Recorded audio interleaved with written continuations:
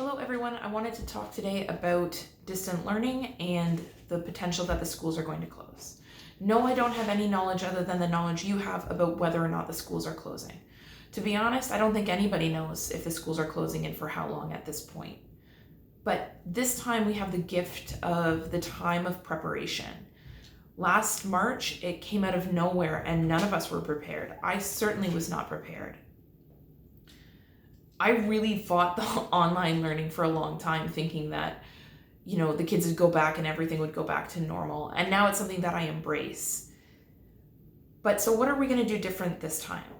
Now, if you're a client of my company, an email is going to go out either today or over the weekend that outlines what we're going to do if schools close. But I wanted to make a video kind of for everyone about what you should focus on with distance learning. It's not rocket science, and the curriculum is actually not that complicated. The three things you need to focus on are reading, writing, and math. Everything else can get picked up along the way, but those three staples are key. So even if distance learning doesn't work for you, if your child has a learning disability, chances are it probably doesn't. Probably the amount of steps that it takes your child to access the work and follow the work and open the right things is so taxing on their executive functioning that they're not really able to do the work. I am not saying whether distance learning is the right way or the wrong way. I'm just acknowledging what is a reality for most families. So if I had a child who had a learning disability and distance learning wasn't working, I obviously am going to suggest getting a tutor. I think that the work I do is relevant, but I understand that that's not a financial reality for all families. So then the next best thing you can do is borrow a novel from the library. You can do that online, which is fabulous, and read that novel with your child. If you pick a really popular novel, a novel that a lot of people will know, and you just Google the title of that book and chapter questions, you can download chapter questions off the net for free or for sometimes like just a small nominal fee, like $1 or so. Did I just call the internet the net? Ugh. Anyways, and then you've got your reading taken care of. A novel study can really help build your child's reading skills and their comprehension, and it's not overly complicated. There aren't a million steps to doing that. For writing, give your child a writing topic of the day. Sometimes an opinion piece, sometimes a short story. Instructional writing is really important. So how do you make pancakes and have your child write out the steps? It doesn't have to be overly complicated to build the skills. And for math, really focus on the basics, because I will tell you, the more specific parts of the curriculum, your child will get to go over every single year. Ratios, they're going to learn that every year. Fractions, they're going to learn that every year. Geometry, every single year.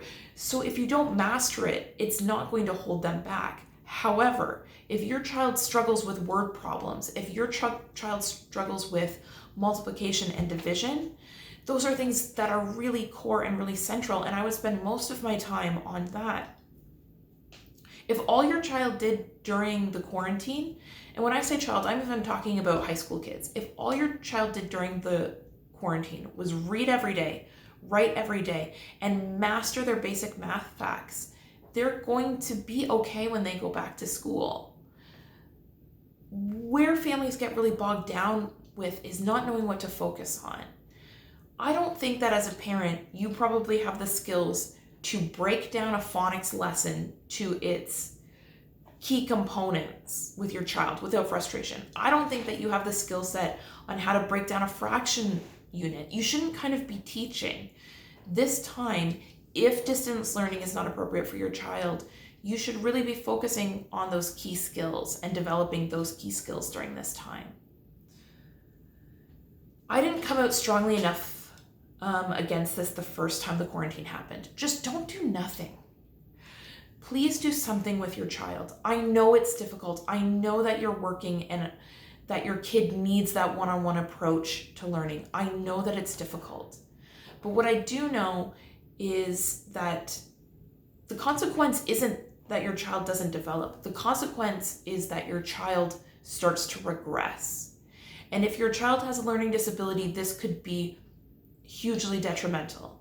And the reason this can be hugely detrimental is if your child is about 2 grade levels behind, that's still in the catch-up zone.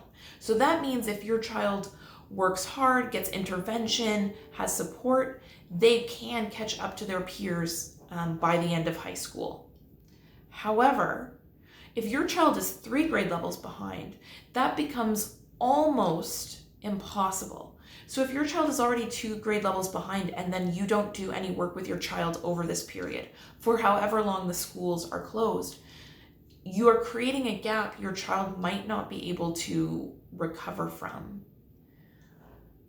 I really hate COVID. My husband had a kidney transplant very recently. It hasn't even been a year yet, and we are very strictly quarantining. It was hard for me to do my sessions online, and I know how hard it is for parents like you to help their kids while you're trying to do your job and pay your bills, and the kids are crazy because there's nothing for them to do, and they found that their favorite pastime is driving you crazy. I get it.